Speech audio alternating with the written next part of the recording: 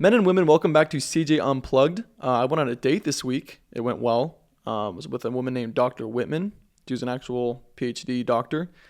It actually wasn't a date. It was an appointment I had to schedule because I had to get checked for colon cancer at the age of 21. I decided to eat a Hot Pocket this weekend. I actually ate the whole box of them because I'm a pig. And they got a text from Walmart saying that they had been recalled due to causation of colon cancer. So that was how my Friday went. The appointment went interesting. She had like pictures of her cats in there. And of course, when she walked into the room to start their big exam, she had a yap about her cats because I think that everybody that has cats has to find a way to bring them up. You know, they have 12 or 13 cats. I think they put it on their resume right next to their GPA and their degree. They put 13 cats and they name them out. So that's how that one, people that like, you go to get ice cream and you're sitting there looking at the flavors and they point out like the rocky road and like, oh, that kind of color, the color right there kind of looks like Seamus. And you already know what's coming next, but you still have to ask, who's Seamus? And then, it's my 10-year-old cat I've had, since moving here from Wisconsin. And he's got to deal with that. So that's how that went. In non-related news, something about my YouTube channel. I think if you guys noticed, but my YouTube channel was deleted, sandbagged, thrown out. And I do not know why. I can't imagine what I said on the podcast last episode that would have pissed off the CIA or the government. But I got an email a few nights ago at around 8 p.m. saying that I had been logged out due to suspicious activity and needed to recover my account or something. So I decided to log in and check out what was going on. And had been logged out of my Gmail, my Google account on all my devices, my phone, my laptop, my computer, TV, everything was gone. And so I was a little concerned. So I'm like, well, I better check on my YouTube channel, see if it's still there. It was not. The link didn't work. The video was gone. The channel was gone. The link, if you just go to CJ Unplugged, YouTube, whatever, it was gone. 404, page not found. And so I was like, well, this is great.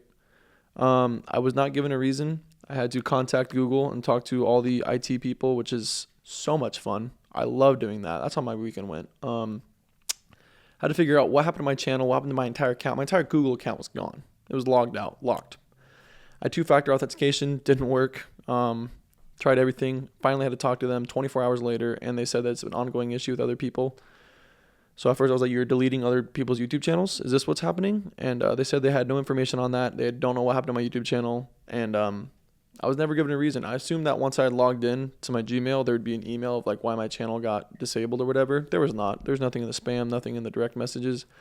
So yeah, my YouTube channel and my entire Google account got sandbagged for no reason. But luckily, I talked to enough people, spent hours, and I was able to get back into my account. And literally nothing happened. Password wasn't changed. Nothing happened. No one hacked into it. They just decided that what I said on my last podcast about JFK and the CIA, I guess, wasn't appropriate, which I don't even know what I said. I praised the government.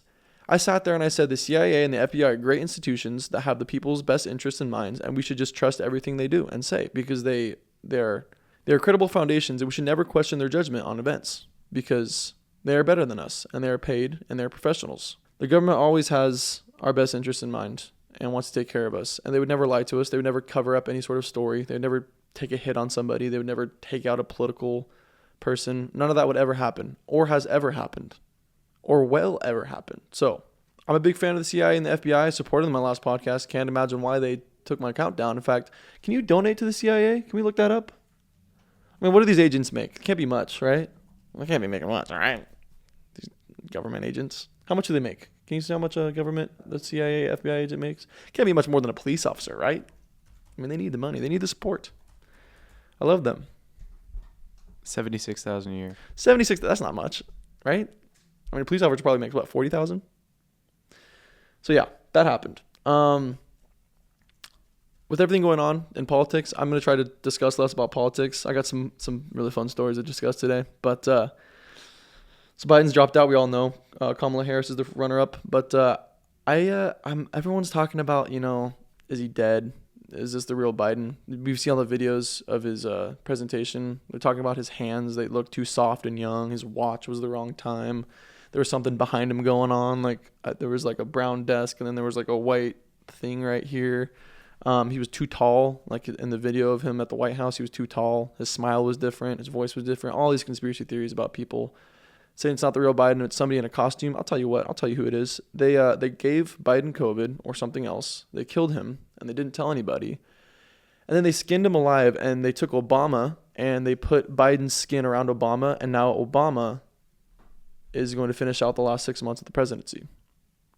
And right now we have Kamala, whatever it is.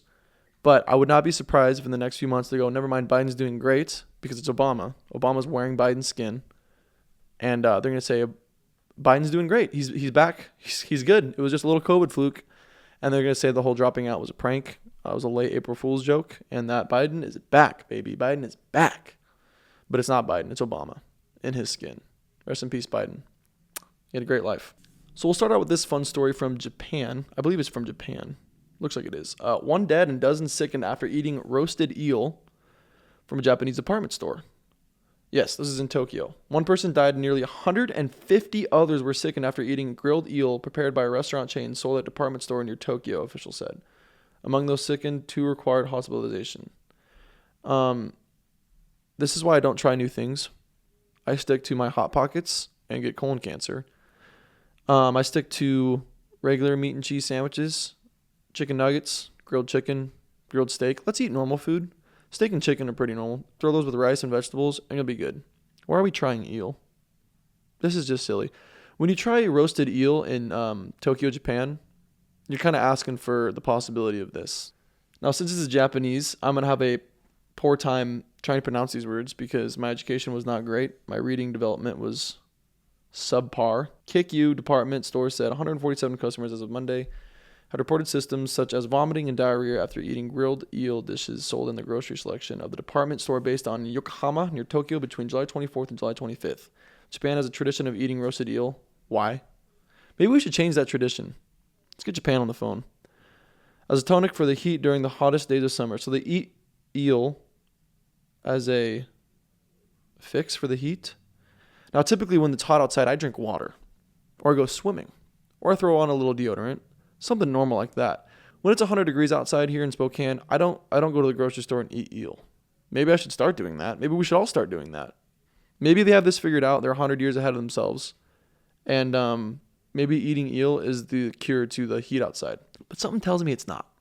Something tells me a good glass of water is probably a better fix. Or a sombrero, like a big hat, or just wearing a t-shirt and shorts, or no shirt. I mean, there's got to be other ways, guys. A woman in her 90s died after developing symptoms, but her exact cause of death is being further investigated, the City Health Center said. 2 other people were hospitalized, but the symptoms of others affected were milder, it added. So the only person that died was in her 90s. This doesn't seem like a story. Every time I read one of these stories, it seems the headline, they always get you with the headlines. It seems like it's a big deal, right? Click on it. And then it's like 150 kids in an orphanage that all were fed this because it was 3 days expired, got sick, and then one 90-year-old died. Well, she's 90 years old. She's on her way out. The store apologized over the food poisoning and vowed to cooperate with health officials. There's so many hard words.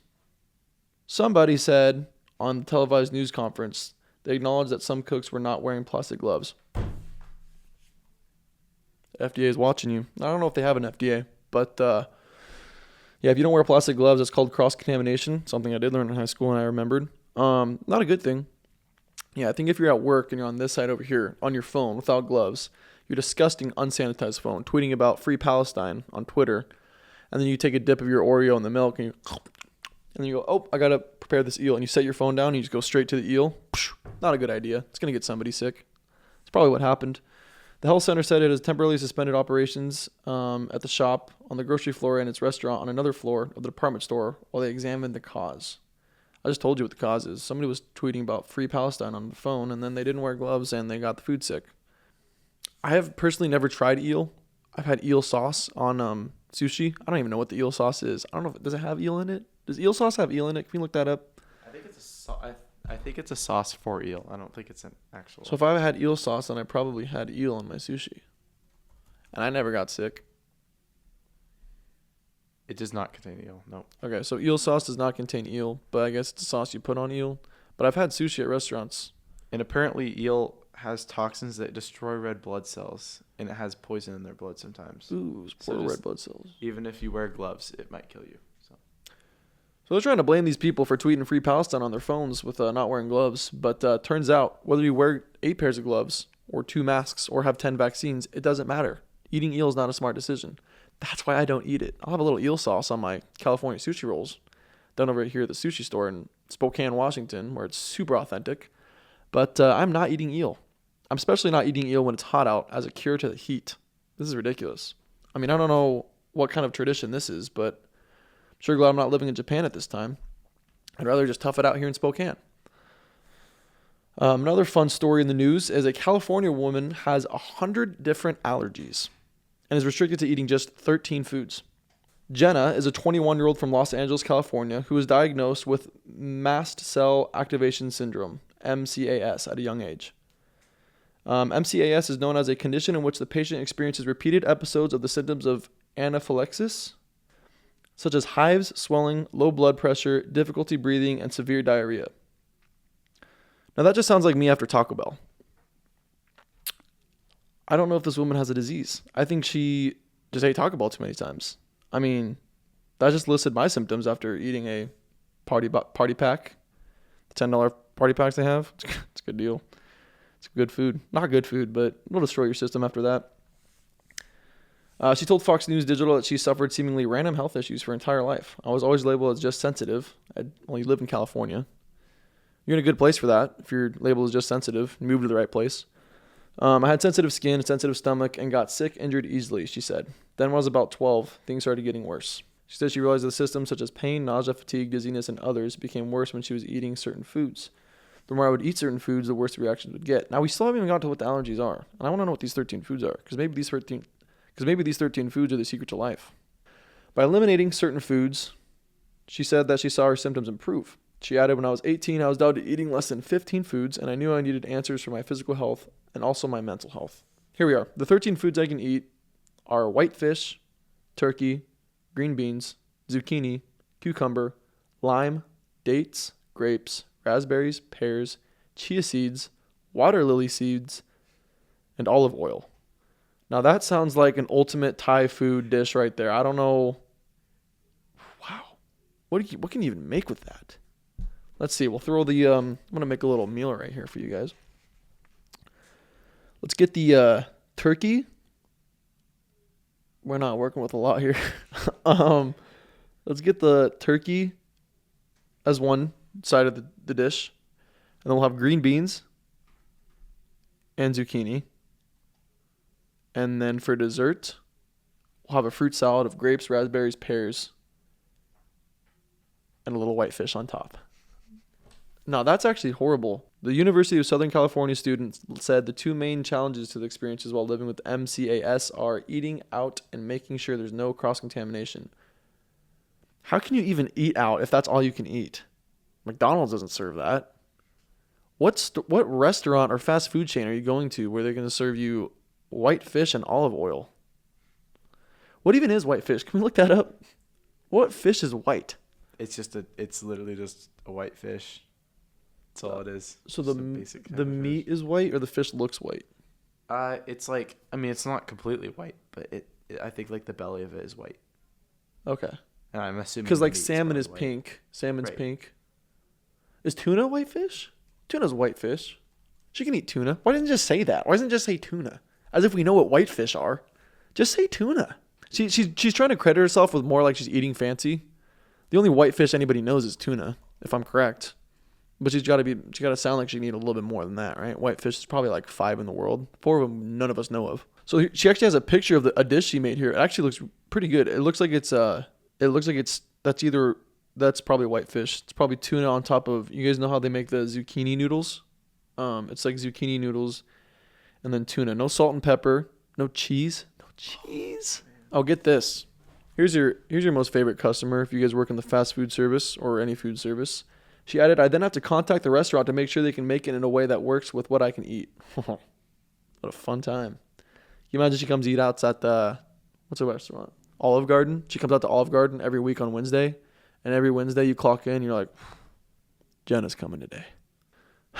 Get the kitchen ready. Everybody out the kitchen. Put your gloves on. Marcus, out. And everybody has to get out of the kitchen, and just one solo worker making up this meal with 3 ingredients that they have to expedite from China because they don't have it. They have to actually go fish for the white fish that day. Same day. They have to go fish for the white fish, Bring it back within 2 hours because it has a 2-hour life before it gets too rotten in the little stinky cooler. And then to bring it back to Olive Garden and prepare it right there. Just one person in the kitchen. Everybody has to get kicked out. Gloves, mask, everything. And they make it right there. And boy, do they get pissed when she doesn't show up. Every Wednesday at 2 o'clock, she shows up. She calls in ahead of time. But she had to stop. She stopped calling in ahead of time because they just got so used to her. She was a regular, but not their favorite kind of regular. Not the regular that tips $20 every time and asks how your day was. The regular that probably tips 15%. I mean, she's living on a tough... Give her a break. She's got a tough life. She's living on a really strict diet. I wouldn't be tipping that much either. I would hate life. You think I would tip restaurants for food that I can't even eat? She can have 13 foods. You know, every restaurant probably has an average of 3 of those foods. They're not great. It's probably raspberries, white fish, and olive oil. What are you going to make with that? Nothing. So, I don't blame her for not tipping. But yeah, she comes in every Wednesday at 2 o'clock. And boy, when she doesn't show and they get all that food ready, that white fish, that white tuna comes out with the cucumbers and zucchini noodles. And they go, oh, she calls, she goes, oh, sorry guys, I was on a boating trip. I'm actually on the lake right now. I'm sorry I couldn't give you guys a time in advance. Tell Brenda I said hi. And they're looking at this white fish and zucchini. Even then, eating out causes me a lot of anxiety because the small amounts of other foods could cause me to have a reaction. On a day-to-day basis, she tends to eat the same thing, she said, which includes turkey and chia seed pudding for breakfast, protein with vegetables for lunch and dinner, and fruit or water lily seeds for snacks. Can we look up water lily seeds? Are they like pumpkin seeds? Are they like a big seed? Because when I think water lily seeds, chia seeds are tiny, and they get stuck in your teeth. Ooh, does that suck? We don't even like it. We drink them in smoothies, you know? Like, can you imagine this is one of the 13 things she can eat and it's stuck in her teeth all the time? That would suck. They're pretty big, actually. So, bigger than pumpkin seeds?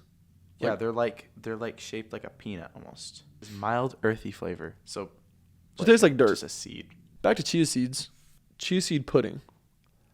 Yeah, I know we all know chia seeds. Put them in protein shakes and whatnot. But those things get stuck in your teeth and it sucks. And I can't imagine that being one of the 13 foods she can eat. This is so random. Like, I wonder how she tested this. Did she just buy hundreds and hundreds of foods and go, nope, not that one? I mean, how did she discover this? Can you imagine testing hundreds of food one weekend? Her mom's right there with an EpiPen like, all right, take a bite, sweetie. No! Like, how did they test this? I'm genuinely curious. How do they test this, what she's allergic to or not? I genuinely don't know. I want to hear that. How do they find out what she's allergic to and not? I mean, that must have been a horrible week. Now, she actually looks pretty normal. I mean, she doesn't look sick. Some of the major foods she has to stay away from include rice, pasta, bread, crackers, red meat, chicken, lettuce, apples, lemon, and everything else. I mean, some of the major foods, we're just going to list like 10 of the most popular foods. She's allergic to everything but 13. Just leave it at that. Today, she creates content for social media and shares her experience with having the condition. Just check her out. Now, while we look up other stories, I want to talk about the history of the income tax and IRS and taxes in general. If there's one thing I praised government institutions earlier and agencies, and the FBI and CIA are great and should always be trusted. But the IRS, we don't like them. They're not great. I don't think any American actually likes the IRS or taxes in general.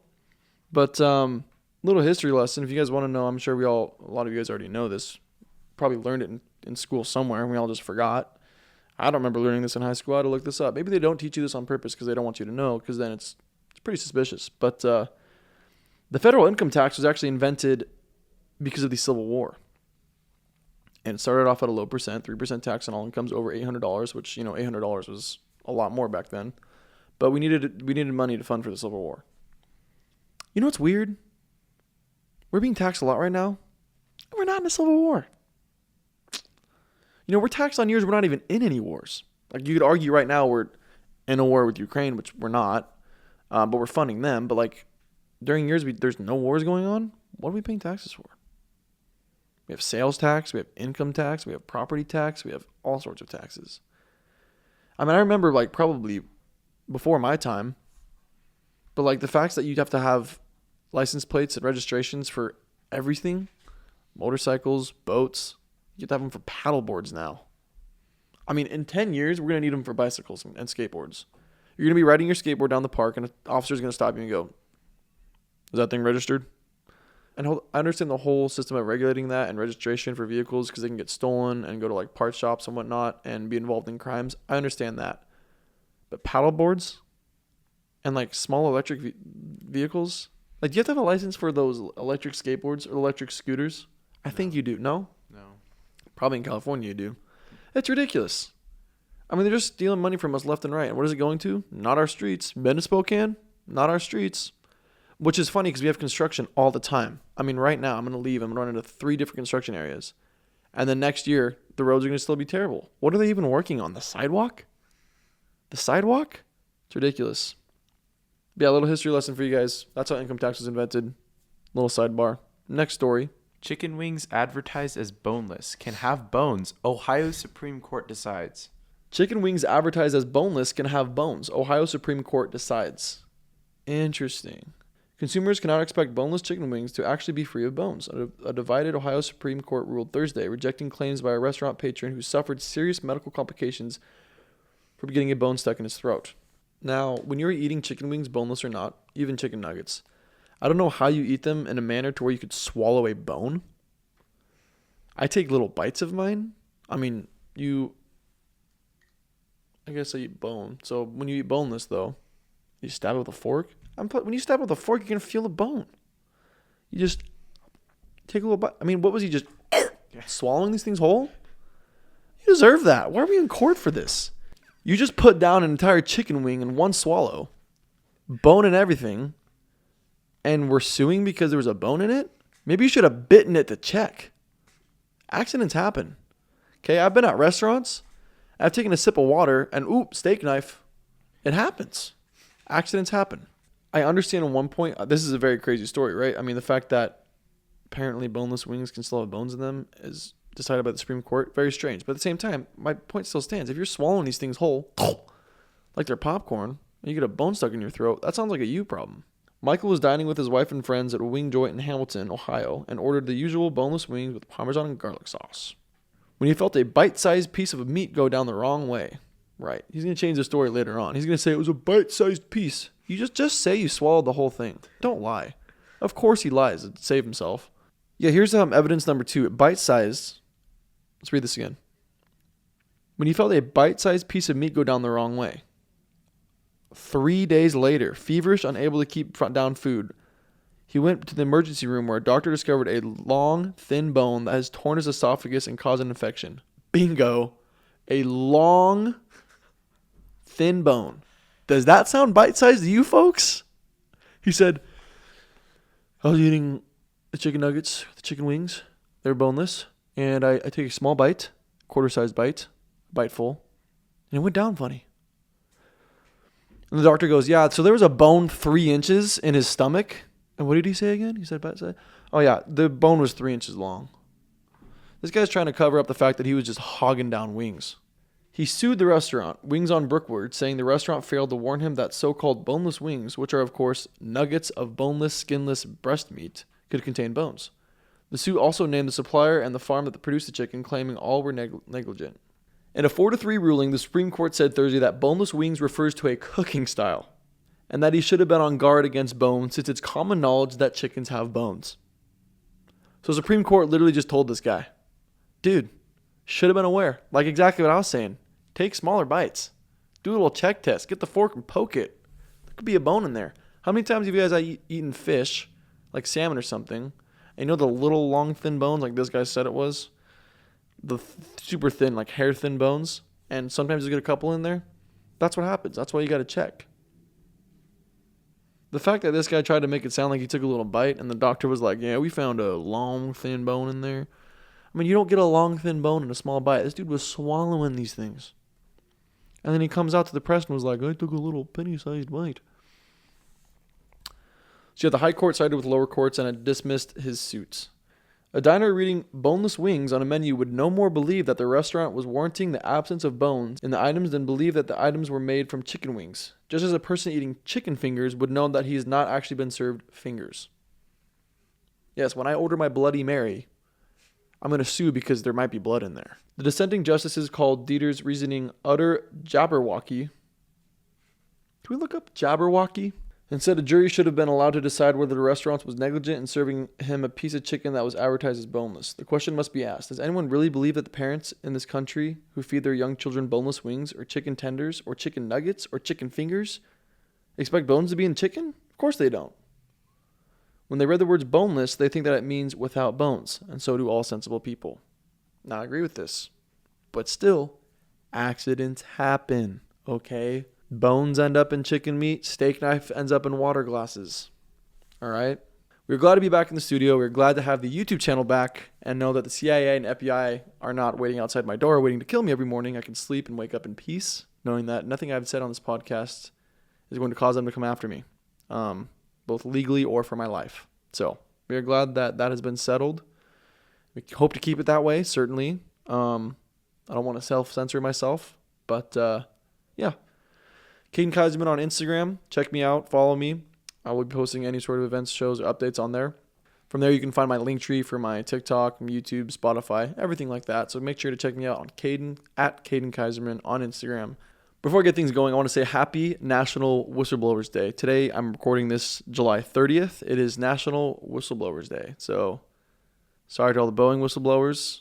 You did your duty, and you paid the price for it. RIP to them. You'll be remissed. You'll be remembered. Your legacy will be continued. Thank you so much for listening. We'll see you next episode. Have a good day.